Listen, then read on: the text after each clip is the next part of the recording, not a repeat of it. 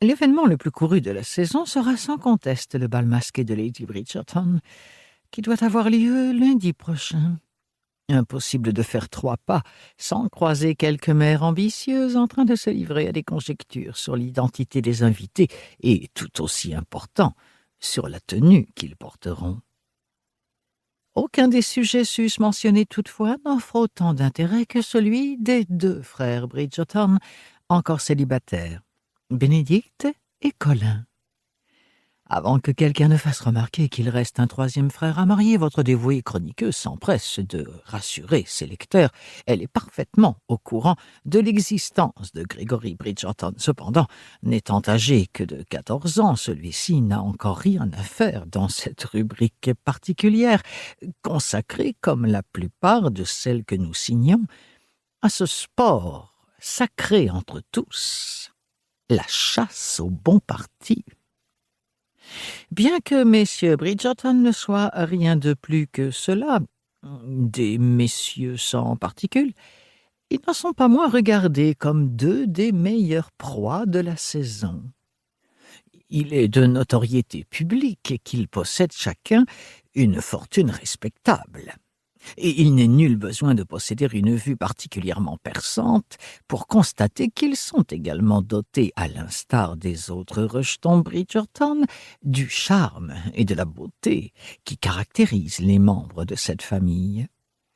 Se trouvera-t-il quelque heureuse jeune fille assez habile pour, mettant à profit les mystères d'un bal masqué, faire main basse sur l'un de nos 2 célibataires si convoités? Votre chroniqueuse n'essaiera même pas de parier là-dessus. La chronique mondaine de Lady Whistledown, 31 mai 1815. Sophie! Sophie! Le cri aurait suffi à briser un verre, ou du moins un tympan. J'arrive, Rosamond, j'arrive! Sophie souleva le bas de sa vilaine robe de lainage pour gravir plus rapidement l'escalier. Mais elle dérapa sur la 4e marche, réussit de justesse à se retenir à la rampe et atterrit sur son postérieur. Elle aurait dû se souvenir que le bois était glissant. Elle avait aidé la bonne à cirer l'escalier le matin même. Pilant net devant la porte de la chambre de Rosamond, elle demanda, sans prendre le temps de retrouver son souffle, « Oui ?» « Mon thé est froid. »« Il était chaud quand je vous l'ai apporté il y a 1 heure, fainéante, » fut-elle tentée de répliquer. « Je vais vous préparer une nouvelle théière, » répondit-elle. Rosamond émit un petit reniflement. « J'espère bien. » Sophie étira ses lèvres en un rictus qu'il aurait fallu être aveugle pour qualifier de sourire et prit le service à thé. « Dois-je laisser les biscuits ?» demanda-t-elle. Rosamond secoua sa jolie tête blonde. « J'en veux des frais. » Ployant sous le poids du plateau surchargé, Sophie quitta la chambre en prenant soin de ne pas laisser échapper de grommellements avant d'être en sécurité dans le couloir. Rosamond lui demandait tout le temps du thé, qu'elle ne commençait jamais à boire avant qu'1 heure soit passée. À ce moment, bien entendu, il était froid, et elle exigeait qu'on lui en refasse, ce qui obligeait Sophie à monter et descendre l'escalier du matin au soir. Monter, descendre, monter, descendre. Parfois, elle avait l'impression de ne rien faire d'autre de sa vie. Monter, descendre, monter, descendre.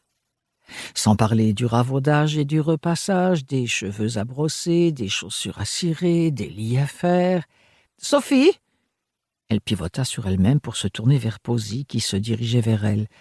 « Sophie, je voudrais savoir, penses-tu que cette couleur m'aille bien ?» Sophie regardait le costume de sirène de la jeune fille. La coupe ne flattait guère Posy, qui n'avait jamais perdu les rondeurs de l'enfance, mais la couleur rehaussait joliment son teint mat. « C'est un très beau vert, » répondit-elle, sincère. « Il vous donne une mine superbe. »« Tant mieux, je suis contente qu'il te plaise. Tu as toujours le chic pour m'aider à choisir mes vêtements. » Posy sourit et s'approcha pour prendre un biscuit sur le plateau. Mère est d'une humeur massacrante depuis une semaine à cause de ce bal masqué, et je n'ai pas fini de l'entendre se plaindre si je ne suis... Pour continuer à écouter ce livre audio gratuitement, cliquez sur le lien dans la description et vous pourrez l'écouter en entier sans frais grâce à l'essai de 30 jours d'Audible.